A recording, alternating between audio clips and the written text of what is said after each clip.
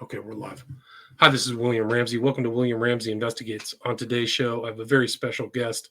His name is Brandon R. Schrand. His last name is spelled Schrand. I finally kind of tracked him down. We've kind of been bouncing around, but I really wanted to interview him about this book that I came across.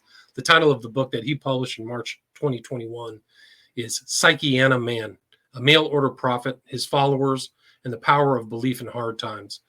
And a terrific book, really a great read, very artfully put together, very well researched, which he can talk about.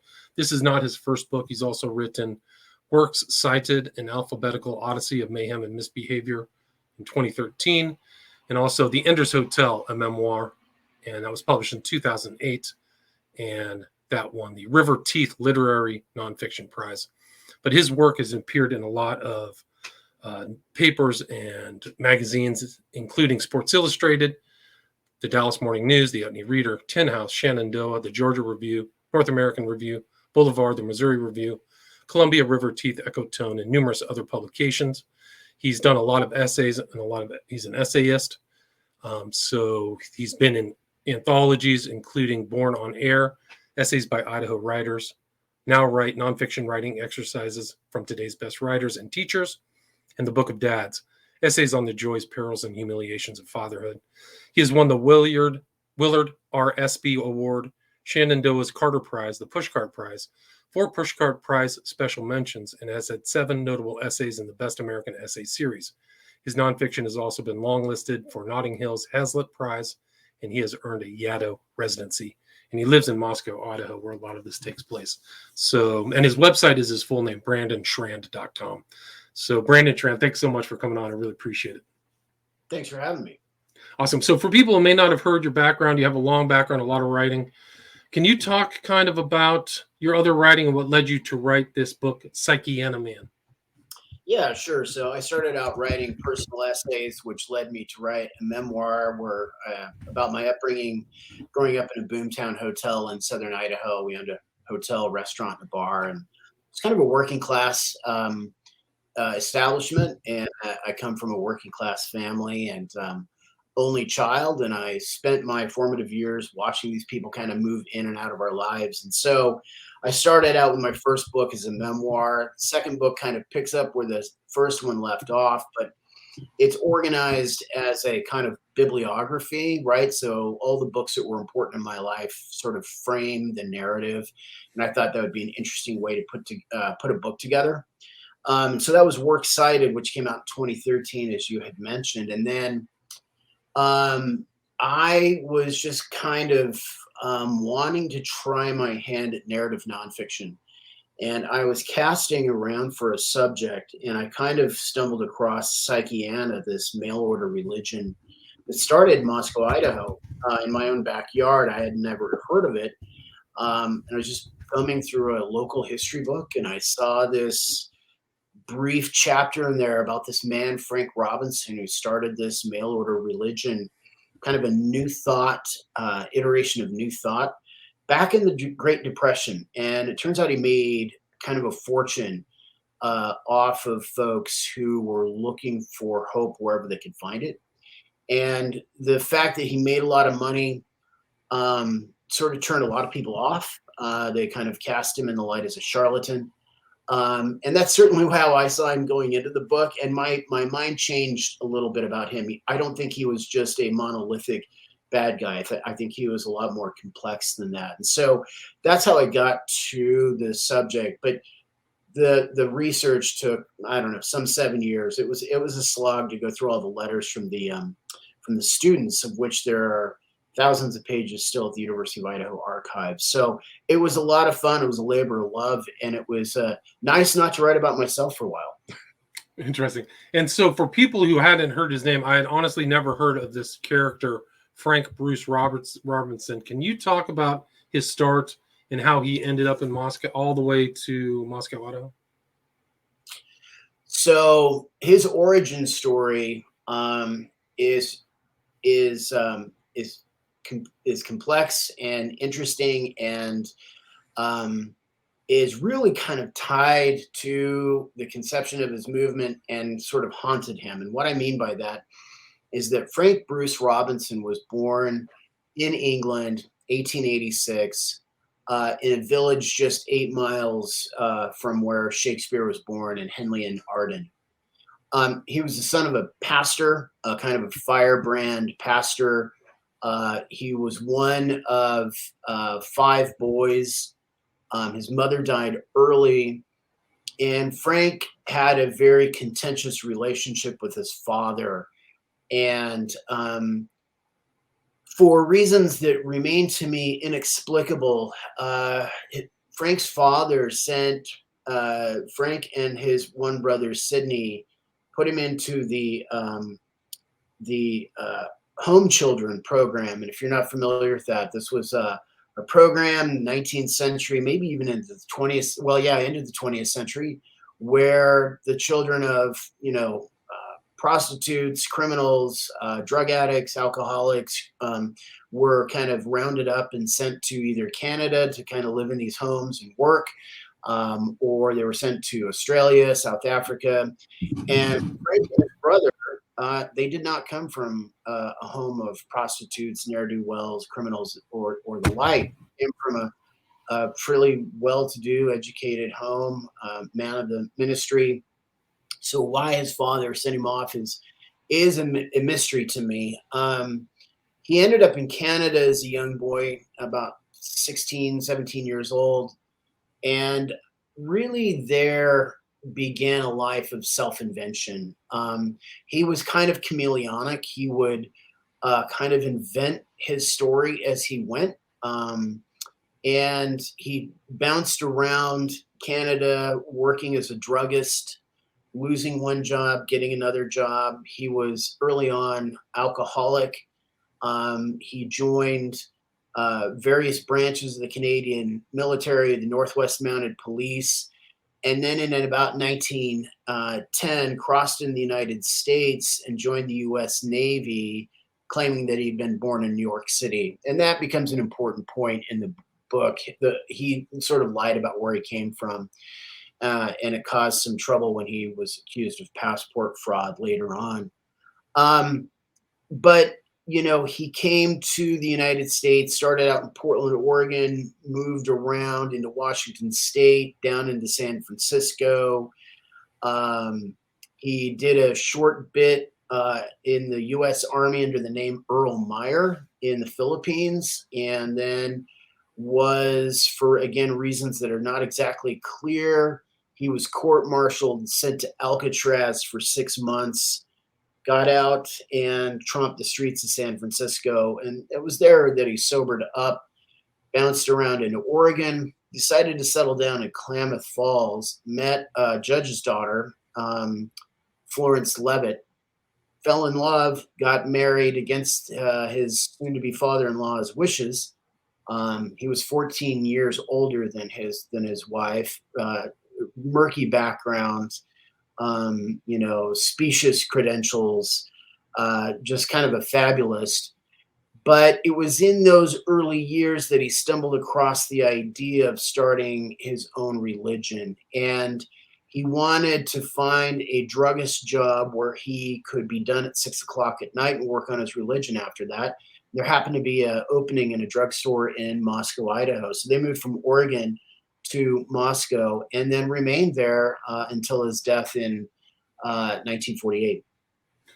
Right. So he made it all the way to Moscow, and he was the kind of like you said, chameleonic or reinventing himself. He was a druggist, moved from job, stockbroker, kind of bouncing around a lot, kind of shiftless. How did his timing of creating this thing, Psychiana, was really on point, right? I mean, the timing was right for this kind of new age. Absolutely. And I don't think that it would have been as successful had it been started really in any other time. So he got to Moscow. He wrote these lessons on a borrowed typewriter. He wrote 20 lessons. His idea was to sell these lessons at $1 per lesson. And $1 back in 1929, $25 there about today. And that was, a fairly good bit of money at the time. Now, he started this. He put his first ad in Psychology magazine that said, I talked with God, you can too. And it was a really simple ad. He anticipated a few responses. He got flooded with responses, got inundated with folks that sent in $1, wanted the lesson, and then he would send out other lessons. He started in a little, basically like a tiny workroom above the drugstore, and his wife helped him. And then he expanded out with some borrowed money from some local businessmen in Moscow. And it was moving right along, but it was really kind of an unforeseen venture capitalist, if you will, from Egypt, a British cotton broker named Jeffrey Peel Burley, that had enrolled in Psychiana, wrote to Robinson, said, I love this. Robinson, on a lark, said, well, if you love it, that's great. Send me $40,000. And Burley did. Had it not been for that massive cash infusion at the time, I don't think it would really have taken off. But it really was this idea of, Frank's notion, Robinson's notion of conventional faith is he didn't have a lot of patience with it. Stemming, I think, a lot from his father, who was a preacher, and he's kind of thumbing his nose at his father, but he wanted to start something that was radically different than conventional religion. He sort of raised the ire of the clergy by saying, the story of Jesus is not unique. There's a lot of saviors in ancient texts that have this kind of resurrection story and that kind of thing. And so he sort of thumbed his nose at conventional religion as well. And, at a time when folks, they couldn't trust the banks. Banks were failing. They didn't trust the government. They felt like the government had failed them. They couldn't trust, really authority. Everything around them that was conventional and had stood by them traditionally was faltering. And so it wasn't unsurprising that a lot of people really turned to an alternative belief system to find some semblance of hope in an otherwise dark time. And it became more so throughout the Great Depression. Right. So the Great Depression, if you put a date on it, it was like 29, and then 6 weeks later, I think in your book, or very soon after his first mailing, and he had somehow learned all those lessons from salesmanship in getting these advertisements out. Can you talk about, you mentioned the New Thought movement. Can you kind of expand on who his influences were when he kind of put together Psychiana and how he came up with the title? Yeah. So his Psychiana is by and large derivative of a number of various religions. He was influenced a bit by Christian Science. He was influenced by, I would say, more than anyone, Robert Collier, who wrote The Secret of the Ages, a set of 20 slim volumes published in the early 20s.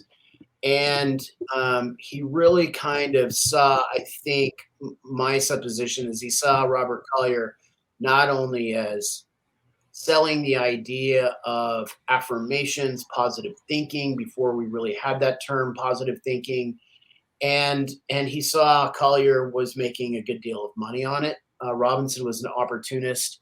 He'd done everything from, stockbroker, writing ads in Hollywood, to door-to-door sales in Portland, Oregon. So he saw this idea of marketing and a capitalistic system and religion as really hand in glove. And he wasn't the only one, but he really drew a lot of influence from Robert Collier, Ernest Holmes later on. But early on, I would say most of it stemmed from Robert Collier. Right. And I think you mentioned Haenel's master key system. So you kind of see that kind of system. Right. He's putting it together. Yeah. Sorry. Yeah. So Charles Haenel was another one where, in fact, in the book, Frank used a lot of the same lingo that these guys were using at the time. A lot of the same verbiage. They kind of had their own organizational, jargon, and Frank was really kind of borrowing pretty pretty heavily from a lot of that. You know, again, if you look at the notion of self-help in America, you can really trace it back to the Great Depression. It's really kind of the genesis of the self-help movement in America. It's when AA started, right? And so there was this kind of hunger and a kind of a new way to, you know, self-assess, and a lot of really savvy, you know, businessmen by and large saw that opportunity. Bruce Barton was another one, and Frank Robinson wasn't the first, but he was one of a number of people that saw this as an apt and opportune time to kind of you know, sell their ideas. And how did he come up with the name Psychiana? Wasn't there some kind of spiritual event he had or claimed he had? So that's an interesting story. All we have is Frank's word for it, but according to him,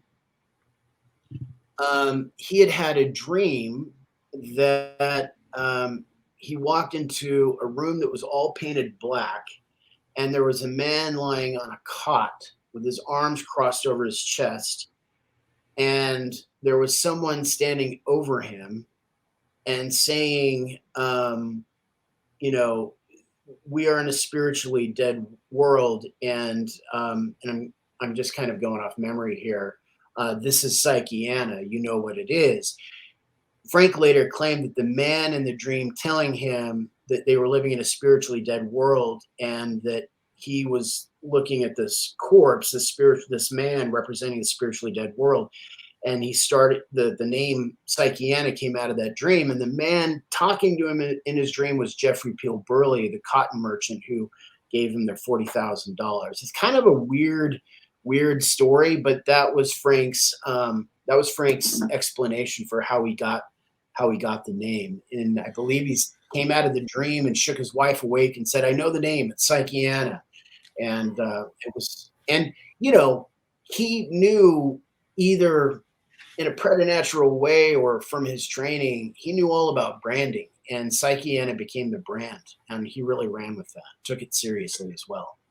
And he had that idea of science. So this new psychology, or I think you write in your book that he believed that evolution was science, and that was the science. This kind of new scientific religion overcomes the pretensions of Christianity. There's a lot of attacking of Christianity, it seemed to be to me in your book, like at least in Psychiana. Would you agree with that?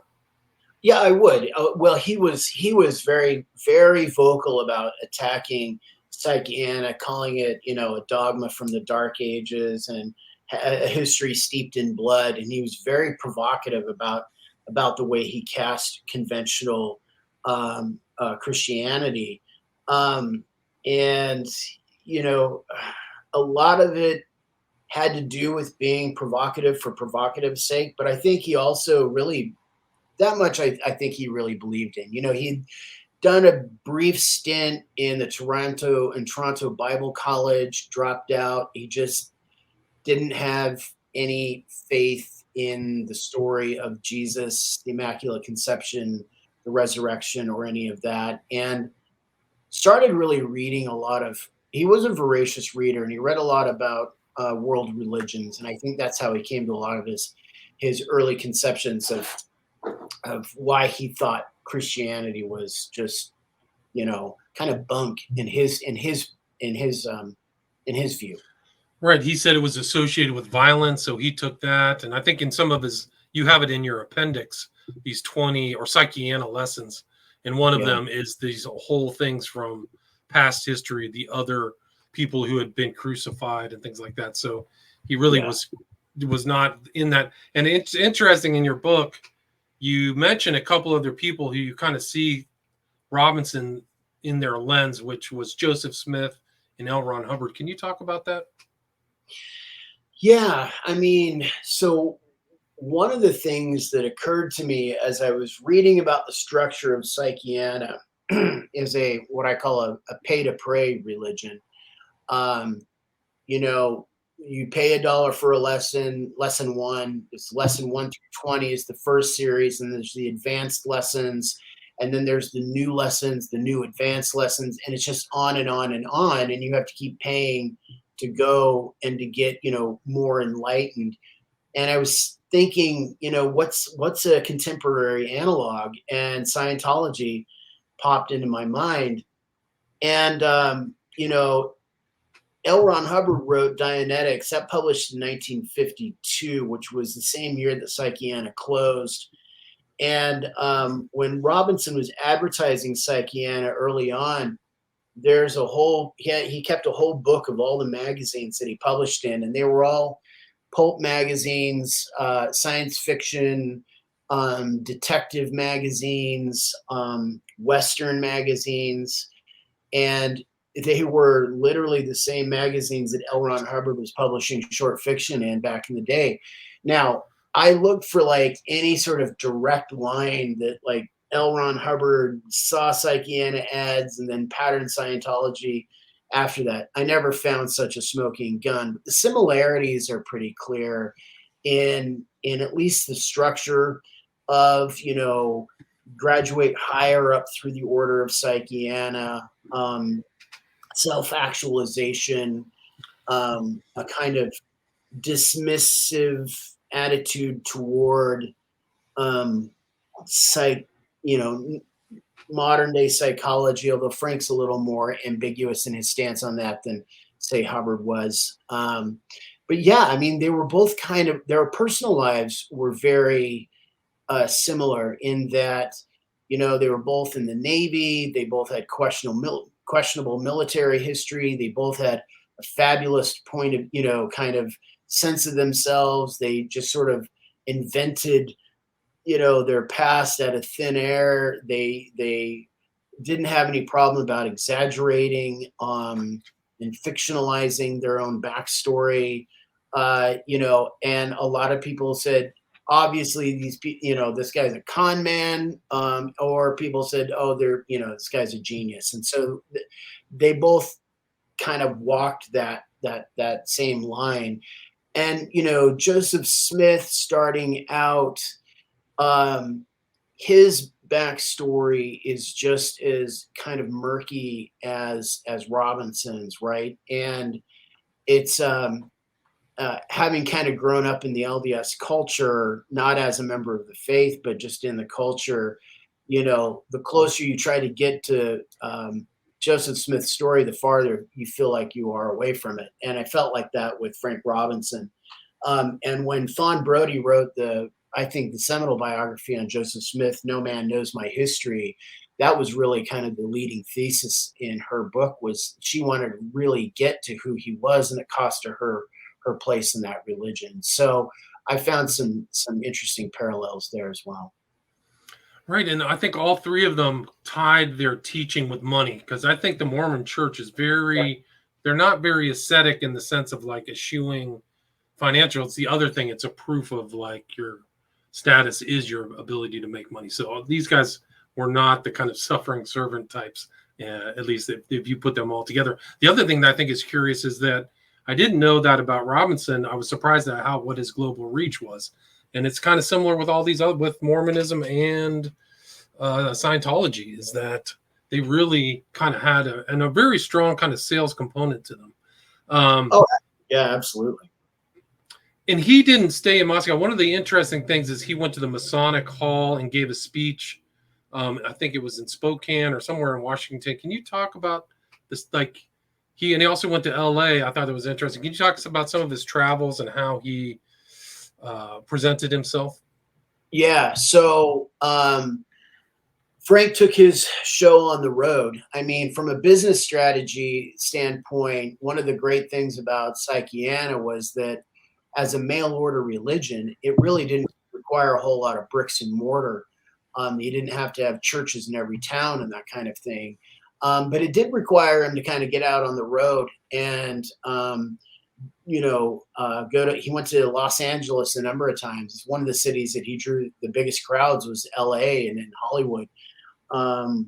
And in Portland, Oregon, he had a convention and he spoke in Spokane, and he really liked he liked being on stage. I mean, the guy was a showman through and through. He was charismatic, like Joseph Smith was, like L. Ron Hubbard apparently was. He was charming. He was smart, and he could work a crowd. And when he was feeling kind of down, um,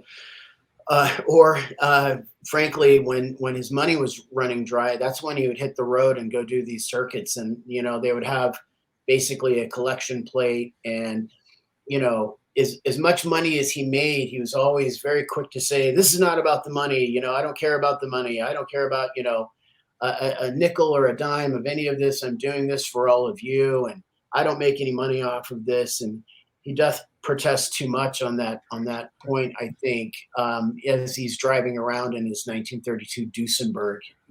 Right, which you can see right here on the cover of your book, right? Yeah, absolutely. I mean, that car was just so completely over the top. Only A-list celebs, Rudy Valentino were driving these cars, and of course Robinson really liked to. Well, he was a showman, and in that era, what your house and your car were your biggest status symbols. Of course, it's not too different today, but it was very much so then. When Hoover said that, when President Hoover, before the Depression really hit, said, a chicken in every pot and a car in every garage. That was the American dream. Well, Robinson's car in the garage was a Duesenberg. So, and he used that as proof that Psychiana was, worked for him, and it can work for everybody else. If I can drive this car, you can too. It was always tied back to the money. And one of the fascinating aspects of your book is how many people, the notes and the correspondence you included of people with Robinson, and he had people who were convinced that what he had made was working. You mentioned the name of the early guy, Geoffrey Peel Burley in England, but there were lots of other people who interacted with him in Psychiana, right? Yeah. So one of the things I was really just totally impressed by, and made me kind of scratch my head and go, okay, well, let me put it this way. When I first dug into this, I'm like, what kind of people would believe this? This is just kind of, nonsense. But then you start reading the letters from the students, and they're from all walks of life. You have the very articulate and literary to the very almost barely literate, who are members of this faith, all of them crediting successes, small and large, in their lives to Frank Robinson and Psychiana. And they were all, as you had mentioned, they were all over the world. I mean, there was students in the Philippines and in The Hague, and students in England, and all corners. And the reach was wide, and he the bigger that it got, he had to bring on more staff, and Psychiana kind of grew exponentially in downtown Moscow. So there were a lot of buildings, and he had the largest local base of employees outside of the university. He was the largest employer. So it forced the small town of Moscow, Idaho, it split the town. People there, like, well, on the one hand, he's providing all these jobs to get these mailings out all over the world. On the other hand, Moscow was fairly embarrassed to be known as the place where Psychiana started. So, he had quite a reach, and he was a bit of a divisive figure even back at home. Right. So he had conflicts with some of the people in the town. I think you wrote like half the town is for them, half is against. But you show the pictures in your book. He's employing tons of women. You got to remember, at that time, it's not an era of computers. You had to have women typing out all of the response letters and the correspondence and all that. So maybe that's one thing you can talk is about the research you did, because there is a lot of research there in Idaho on this person, right? On Robinson. Yeah. So there, when Frank Robinson's eldest son, Alfred, he had all of the papers, and he gave one trove to the local historical society and another trove to the University of Idaho. And most of those materials were under seal until I think 1980 or 82, somewhere in there. They unsealed those. That included a lot of the letters from the students from around the world. There are still 5 boxes under seal that won't be opened until 2024. So I'm very interested to see what might be in there. I have a suspicion, but I'm not sure, of course. So the research part was reading. He wrote about 25 books, and he self-published these by and large. And all of his books are pretty much autobiographical. So it's really difficult to say this is where the man ends and the religion begins. His biography is inextricably linked to his religion, because he was the exemplum of Psychiana. I am successful because of Psychiana, so I have to tell you my story, was kind of his whole MO. So part of the research process was reading through those books, reading through the lessons, reading through the advertisements, of which there were, thousands. Then reading about self-help in America, reading about other kind of similar religions that were, going on at the same time, other religious, leaders, learning about New Thought, just trying to get my head around that, plus the dynamics of the Great Depression itself, and then situating the students within that context so that readers wouldn't be as quick to dismiss them as, oh, I can't believe you bought into the Psychiana stuff. When, if you put yourself in their shoes, which is kind of what I wanted to do in the book by researching these students and trying to find as much about each of the individual students as I could to make them real, so they weren't so easy to dismiss as like, oh, you're a crackpot,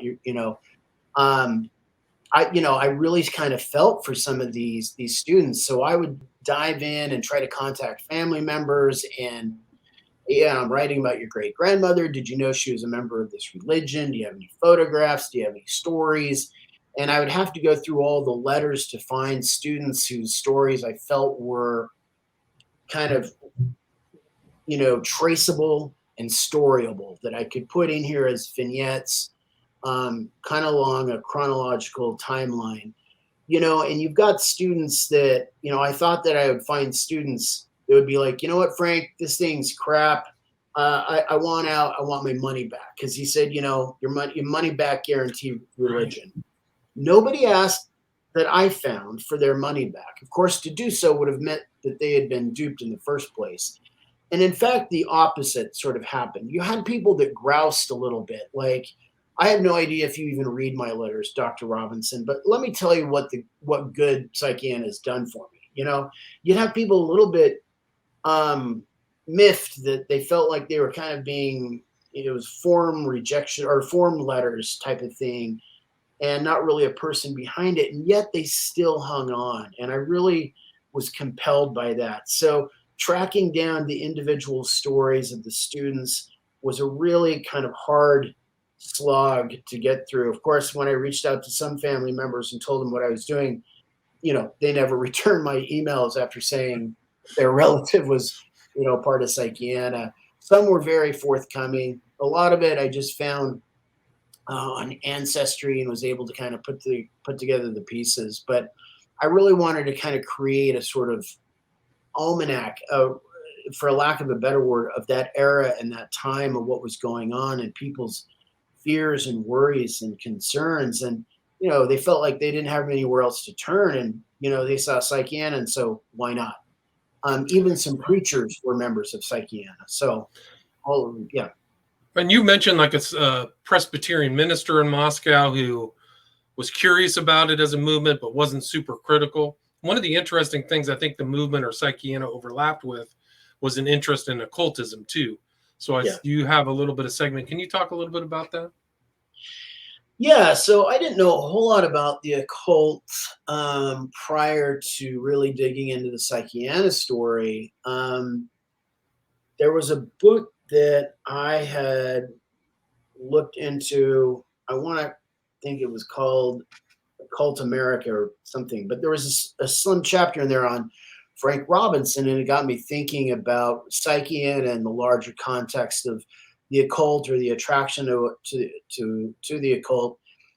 And, because I was sort of rather ignorant of the occult and its place in American and world history, particularly in the 1930s, I was sort of surprised, pleasantly surprised from a researcher point of view, that, the occult wasn't really like a dodgy undertaking of some, back alley ne'er-do-wells. Like the occult was, Sir Arthur Conan Doyle was all about it. I mean, intellectuals, artists, movie stars, writers, they were all very much interested in mediumships and the occult and seances and that kind of thing, just as a matter of practice. And it was not fringe, I don't think, really. It was almost a little more mainstream than I think I really thought it was, at least among some of the intelligentsia of the time.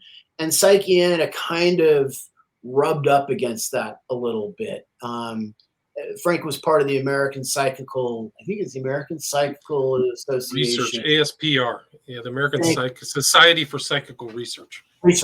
That's right. So ASPR, he was a member of that group, which I believe is still going. And there's I think so. I think you're right. Yeah.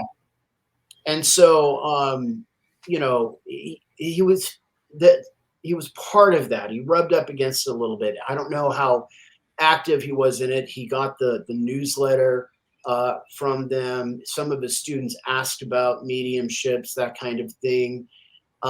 He certainly was very, interested in it. He didn't discount it outright. And so, Psychiana does fit in that kind of, that interesting segment in time where the occult was kind of chic and kind of popular. Right. Yeah. I mean, I think you wrote directly at the occult at that time was good business. And I think it goes in kind of cyclical phases into the 19th century, then back up and down, kind of 60s. I think maybe it comes around now. Yeah. It was interesting too, because you mentioned somebody who I knew was Cecil. We talked about this in the pre-show, Cecil Frederick Russell. Can you talk a little bit about why you put him in this book, Psychiana Man? Well, that was just a fun, happy discovery. I was going through, again, part of the research, I was going through the ads and the publications, the many publications that Psychiana put out, and one of them was Psychiana Quarterly. And Frank started selling ad space to bring in revenue for these. And one of the ads that he sold was to Cecil Frederick Russell, who put an ad for I think it was called the Corazon Club. Corazon was the demon that Crowley interacted with in Algeria. So okay, thank you. Yeah. And I was just like, what is this? Yeah, I was like, what is this? And so down the rabbit hole I go. And I had a passing interest in Crowley myself ever since I was kind of a teenager, and I just thought that was a fascinating little connection there. And again, it pointed back to really Psychiana was part of this, or fit into this larger context of the occult. And I had no idea that Russell was apparently an early student of Crowley's, from what I understand, an early pupil. Who went to the Abbey of Thelema in Cefalù, Sicily. So he was very well known, and his name is very present. And they had a lot of conflicts. And I think you're right. Crowley kicked him out of the magical fraternity. He kind of went his own way. I think he actually tried to build on what made Crowley irked. Is that Russell tried to build onto the Book of the Law with his own Book of the Law, and Crowley would have nothing. Yeah, so that kind of got him excommunicated. Brandon, do you mind taking a few questions? We're about 40 minutes. Somebody's asked one. How much did Robinson charge, and how much did he make? So initially, again, it was $1 per lesson, and so $20 would get you the full set of lessons. And then he sold other things, like he created the Psychiana Brotherhood, which you could get into for, I think, $2.50. And then he started creating his own like doctoral degrees, which would cost, I can't remember, maybe $20. And it took a while to, a series of lessons to build up to the degree that he could confer upon you. There were other clubs that Psychiana clubs that you could be part of. He was working on the Order of Eternal Life, and that was maybe $5 to join. And he was also trying to sell his books. So his books would go for about $2, $2.50 a pop. It doesn't sound like much now, but when you have reach into about 67 countries around the world, and they're all sending in their dollars and their $2 here and there, it added up. And he made a good deal of money. He had a very he had a very nice home. It wasn't extravagant, but it was very nice. It was very comfortable. He had a pipe organ installed in it.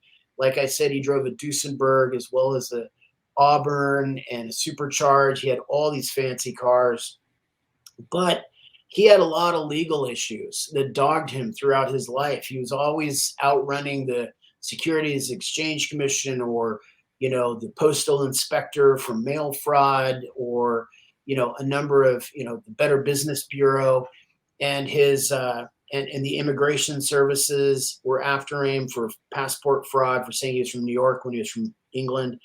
And that really chewed up his revenue. So, he did want to go on to create a brick and mortar temple in Hollywood, but it never came to pass because his money was going straight to his lawyers. So that's how he got his money. That's how much he charged. That's roughly, some of the internal documents said they'd make about $32,000 within a quarter, 3-month period or so. So he was bringing in a lot of cash, but he also spent it pretty quickly on infrastructure, payroll, and legal fees. Gotcha. And did they have any rituals in this religion? Did you know of anything like internal things they had to do or anything like that? Yeah, good question. The only thing that really they had is he had this thing called, look for the white spot or the bright spot.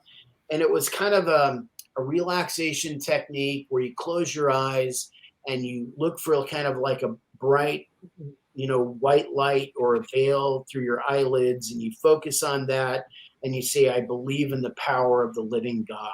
And you just kind of say that over and over again for a while. That was one that they did. In the height of World War II, Frank always trying to hook his religion up to the contemporary news situation, what was going on in the world. He did a Psychiana blitzkrieg against Hitler, where he'd have his students, get together, or they would have to get in a quiet spot in their house at 6 p.m., I think, and repeat like 30 times, I believe the power of the living God will bring Hitler to a speedy end, or something like that. So that was one. But outside of those kind of affirmation exercises, there wasn't really anything ritualistic. And then one more question. Is any famous people involved in this? Yeah. So Tommy Burns, who was the former world heavyweight champion, boxer from Canada, was an ardent member of Psychiana. He had Psychiana on his business card and corresponded with Frank quite a bit. Tommy Burns was known for, quote, crossing the color line back in the day when only white fighters would fight white fighters, and colored fighters, they were called, would fight others, colored fighters. And Tommy Burns crossed the color line, took a lot of heat for it. And he was an ardent member. There was, I'm trying to remember, there was a singer by the last name of Burr, and I'm forgetting his first name. He wrote a song that was in Boardwalk Empire called Buddy, I think. Interesting. He was a member. Red Skelton was reported to have been a member. There's a picture of Red Skelton with Frank Robinson, but I couldn't find any documentation, a letter or anything like that from Red Skelton to verify that. So Robinson could very easily just had a photo taken with him and then told his students that Red Skelton was a member. I could very easily seeing that happen. Yeah, so there were some notable people. Those were probably the most notable people. Notice most well known. We're at about 45 minutes, Brandon. Is there anything you'd like to add or anything I missed before we wrap up the interview? No, I don't. I mean, I don't think so. I think that it's easy to see this as an oddity that occurred in the Great Depression throughout World War II, and it's hermetically sealed to that time and place. But I think that there's a lot of things going on today where you sit back and you say, how would anybody believe X or Y or Z?